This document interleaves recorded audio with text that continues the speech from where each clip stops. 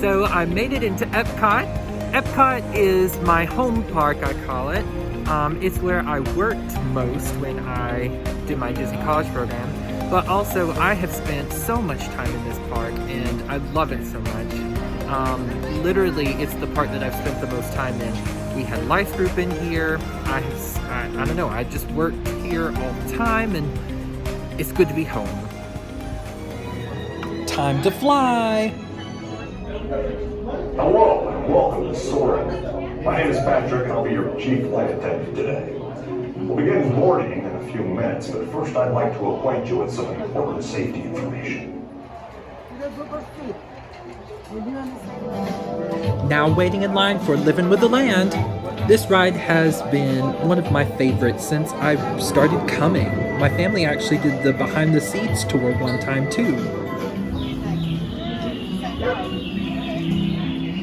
Of all the forces at work on the land, humans have had one of the most profound effects. While there are more than 50,000 edible plant species in the world, most of us are only familiar with the handful that make up our everyday diet. The common grains growing here, wheat, maize, sorghum, and millet, plus rice, account for nearly 2/3 of our global food consumption. Learning how to increase yields of these staples is an important goal of research around the world.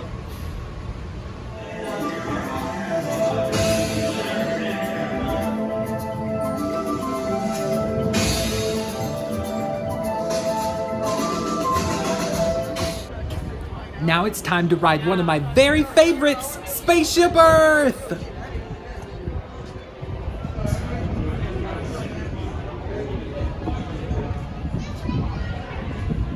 The platform is moving at the same speed as your time machine vehicle. Please take small children by the hand and watch your step on the moving platform. At this point, each civilization has its own form of writing, which none of the others can understand.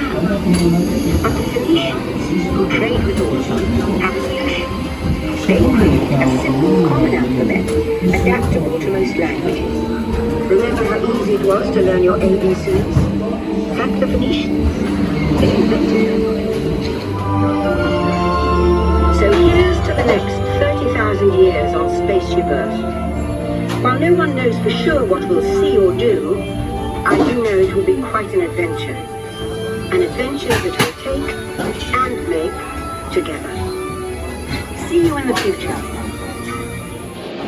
I'm here in the new Regal Eagle Smokehouse. It was really good. So we're now waiting on the American Adventure. I'm about to go in.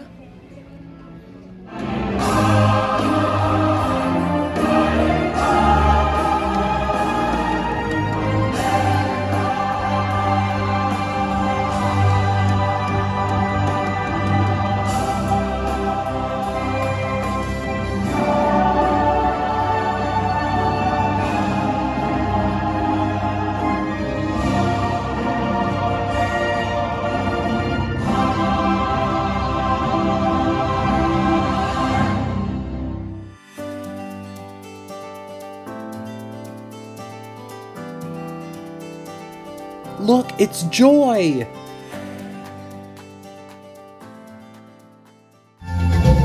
With just a spark of inspiration, I made my house an innovation. Imagination really comes around. They come right up and upside down.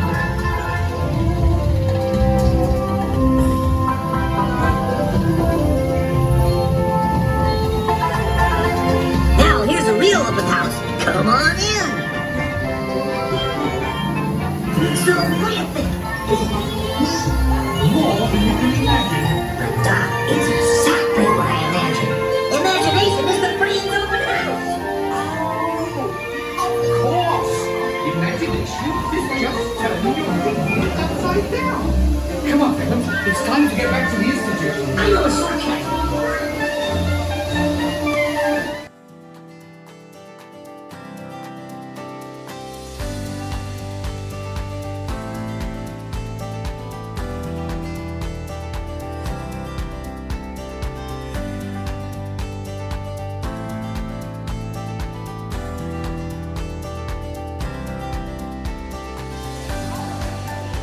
here we are in the seas with Nemo and friends.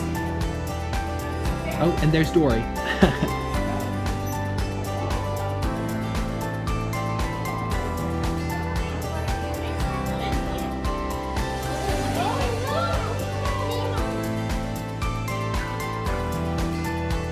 Both of these two were featured on the Magic of Disney's Animal Kingdom show on Disney+, so it's really cool to see both of them today.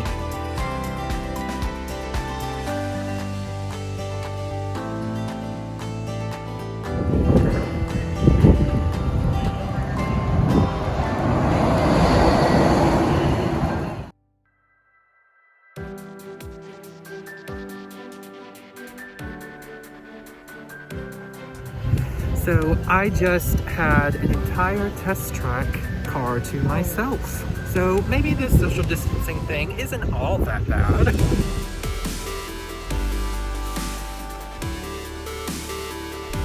Hello everybody. So I'm the only one here on Mission Space, and so I've got to fly this thing by myself. So this welcome is hard.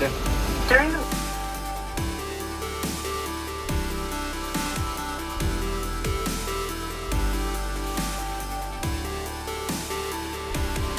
So this is now mouse gear. I guess I don't really know what happened. I guess that when they did all the construction, they just completely redid the store so that way they could still have a store. Because the rest of the building must be under refurbishment, because this is nothing like it used to be. EPCOT really has a lot of change around here, so much so that it's pretty much walls from here on out, until we get to where we can go to the seas and then over to World Showcase. But literally, it's just walls all over the place. It's hard to get your bearings because so much of what was EPCOT no longer exists. So it's kind of difficult to remember, I guess. World Showcase time!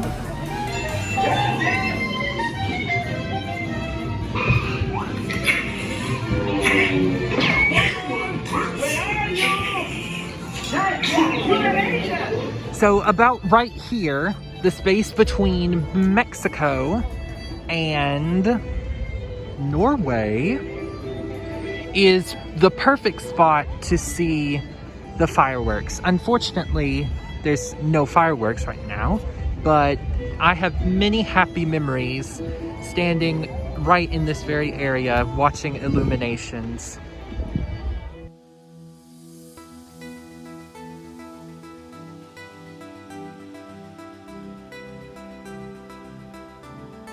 So I just came into a place that I have never been into. It's the World Showcase Pavilion that was built in like 2000 for the big event that they had in 2000, but they've opened it up to be the festival pavilion, and oh my goodness, this place is massive. Who in the world would have known? Look at this place, it's absolutely huge. What in the world? Why have they not been opening this for years now? This is crazy. So I just got a liquid nitrogen chocolate pop. What? Ending the day how I began, with Soarin'.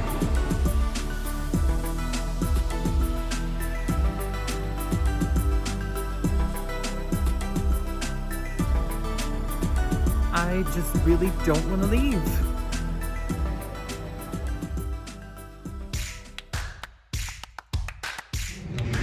I'm wearing Goofy today, and this is where I originally bought him.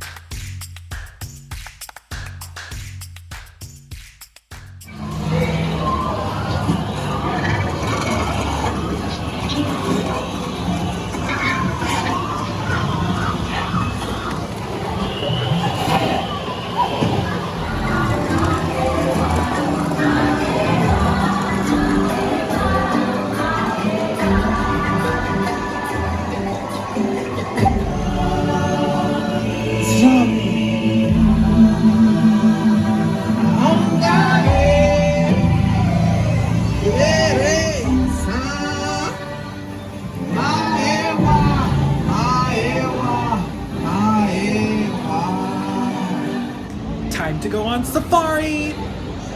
Abide by the queue markings, maintain physical distancing, and use the hand sanitizer dispenser. You see a Maasai giraffe and some Nkoli cattle to our right. Often standing 20 feet in height, the Maasai giraffe. At birth, they're about 6 feet tall and can stand in under an hour after being born, allowing them to nurse from their tall mothers or run from predators if needed. You can tell those are Maasai giraffe compared to other varieties of giraffe by the very jagged lines in their coat. Other varieties include reticulated that have a more net-like pattern. Also, the Nkoli cattle is also known as Watusi cattle, since the Watusi tribe domesticated them thousands of years ago. Really good view of this Maasai giraffe. Look at him! You can see how long her tongue is as she eats from the tree there. They get their name white rhino not from a color, but from the Afrikaans word white, meaning wide, referring to their wide lips used for eating grasses. Those are actually southern white rhino. Their numbers aren't huge, but they're doing much better than the northern white rhino. Does anyone know how many northern white rhino are left in the world today? I'll give you a hint, there's more of you on this truck. There's only 2, a mother and a daughter left in the entire world. Really good view of that ostrich also.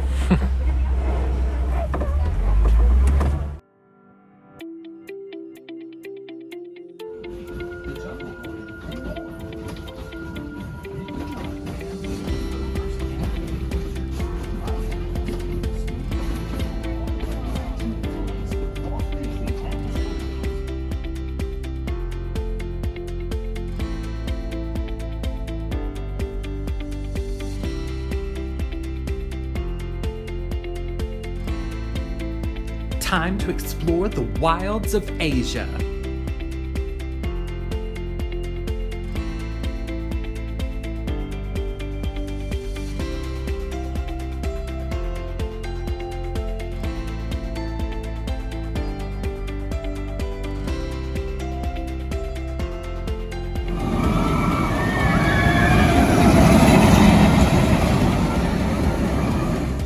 Time to fly on Triceratops Spin!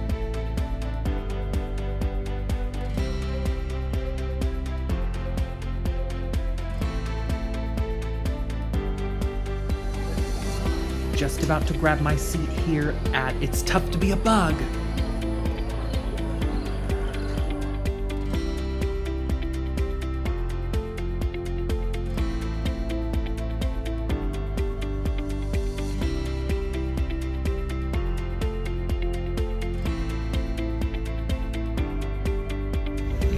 Leaving Animal Kingdom now. Had a great day, but boy, I am hot.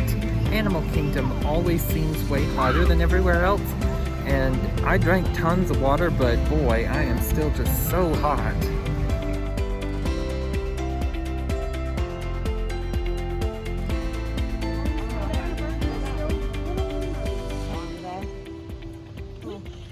That's Casanova, isn't it? Yeah. Yeah. That bird, he's also on one of our little rollies. He's called an Abyssinian brown. He likes his picture taken. And because there's a nice crowd of you, he's getting really encouraged by that. Because what Casanova does is typical of male brown hornbills. He will gather nesting material or something he has hunted and showcase it. They're prey out in Africa, and so they are very, very skittish. So sometimes a branch will fall randomly